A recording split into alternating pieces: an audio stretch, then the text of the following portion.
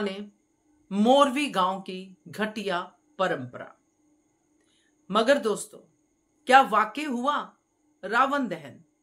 नमस्कार दोस्तों, स्वागत है आपका आपके अपने चैनल हंग्री स्पिरिट्स में। हंग्री स्पिरिट्स देख रहे सारे दर्शकों का मैं अंजू शर्मा दिल से स्वागत करती हूं। तो आज का एपिसोड बहुत अच्छा था, मजा आया एपिसोड देख के। और सबसे अच्छा पार्ट वो था जब एक नारी के हाथों रावण दहन हुआ। ये वो रावण दहन हुआ जिस पुतले को हम हर साल जलाते हैं। और मोरवी गांव में इस रावण दहन का बहुत बड़ा सिग्निफिकेंस था, जिसकी बात हम करेंगे।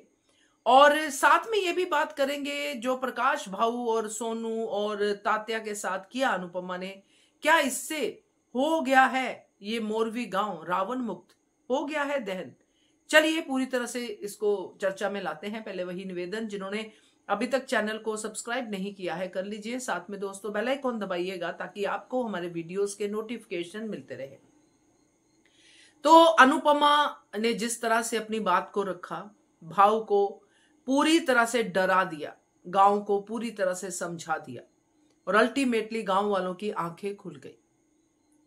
क्योंकि यहां पे विभीषण नामक भाव की पत्नी ने जब अपने ही पति के खिलाफ बोला और ये कहा कि मेरी आंखें भी अनुपमा ने ही खोली है, आज मैं हिम्मत जुटा रही हूं तो अनुपमा की वजह से, और इसमें कोई शक नहीं है।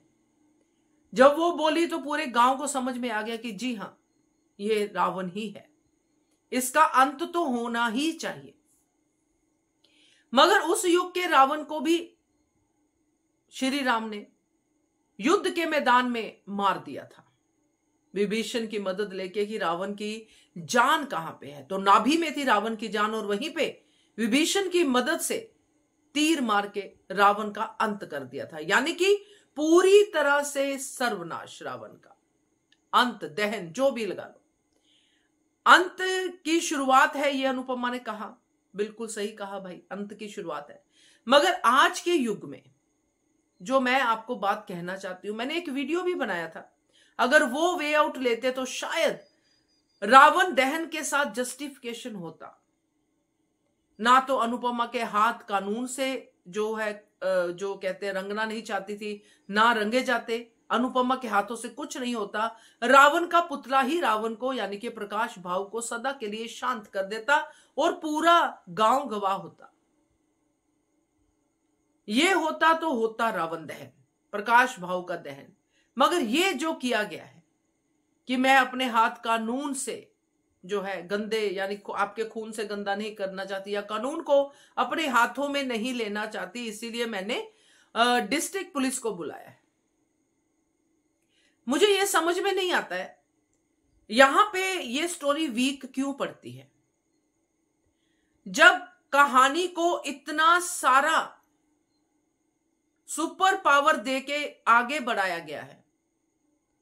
एक अनुपमा खड्डे में जाती है, खड्डे में इतने जोर से गिरती है, बचती है बिना कोई हड्डी टूटे हुए। राही जिसका पैर इतनी बुरी तरह से जख्मी है और बहुत बुरी तरह से, वो भी ठीक ठाक बाहर आती है। दोनों मां बेटी सुरक्षित, और पूरा त्रिशूल लेके पूरे गांव को रेस्क्यू करती हैं, पूरे गांव की सोच बदल देती हैं। भाव की रिवॉल्वर को भी अनुपमा फेंक देती है, पूरा दहाड़ के अनुपमा शेरनी की तरह, मां दुर्गा की तरह उसकी छाती पे चढ़ जाती है। ये सारी सुपर वुमेन की निशानियां हैं। तो यहां पे भी एक कुदरत का कहर हो जाता।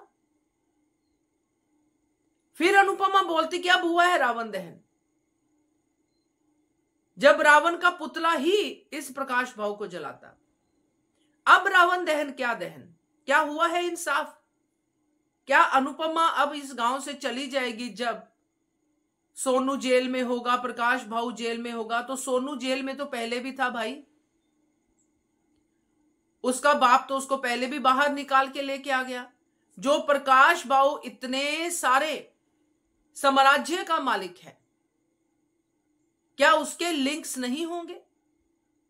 आज पुलिस प्रकाश भाऊ को ले गई, मगर प्रकाश भाऊ की आंखों में शर्म नहीं थी, प्रकाश भाऊ को कोई पछतावा नहीं था तो सिर्फ बदला जो अनुपमा से लेना है। तो ऐसे राक्षस को समाज में खुला छोड़ना ही क्यों? ये मैं स्टोरी के पॉइंट ऑफ व्यू से कह रही हूं। अनुपमा ने तो अपनी तरफ से सही किया कि पुलिस को दे दिया, मगर स्टोरी पुलिस को देने की जगह रावण दहन पे जाती तो मजा ज्यादा आता। तब होता एक्चुअली मोरवी गांव पाप मुक्त, मोरवी गांव में पूरी तरह से इंसाफ होता। ये पूरा इंसाफ नहीं हुआ। ये तो सिर्फ एक इंसाफ की तरफ बढ़ते हुए एक बड़ी परंपरा बदल दी, क्योंकि इस गांव में जब अनुपमा एंटर हुई थी अपनी टीम के साथ, अपने लोगों के साथ, तो उसने देखा था कि यहां पे मेल डोमिनेटिंग सोसाइटी है। सब मेल्स जो है अपनी वाइफ्स को पांव की जूती समझते हैं। तभी सरिता का भी ये हाल था। ये सब अनुपमा ने इस गांव में देखा और अल्टीमेटली मेल ही रावण का दहन करता है, क्योंकि श्री राम रावण दहन करते हैं, ये चला आ रहा है। मगर गांव की परंपरा बदल दी, क्योंकि एक नारी ने रावण को मारा, रावण दहन किया, जो पुतला रावण है। मगर इस रावण का क्या? कलयुग के रावण हो तुम, ये कहा अनुपमा ने प्रकाश बाबू को। तो कलयुग का रावण क्या जेल जाके बाहर नहीं आ सकता? क्या डबल पावर से पीछे नहीं आ सकता?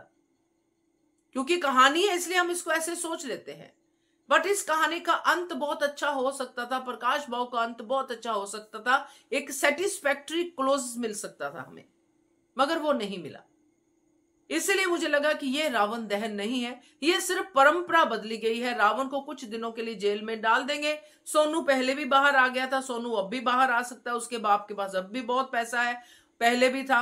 भाऊ के पास भी बहुत पैसा है, क्योंकि ये जो 2 नंबर का काम करते हैं, ये उनको पता होता है कि कभी ये वक्त आए तो उसमें क्या करना है। तो भाऊ भी बाहर आ सकता है। तो ये मेरे हिसाब से कहना है, बाकी आप लोग बताइएगा, क्योंकि मेरे हिसाब से ये इंसाफ पूरी तरह से नहीं हुआ। सिर्फ अनुपमा की महानता ही हुई है, एंड में नारी की जीत दिखाना ही पर्पस था। क्या कहते हो? कमेंट कीजिएगा। देखते रहिए channel hungry spirits. Thank you so much.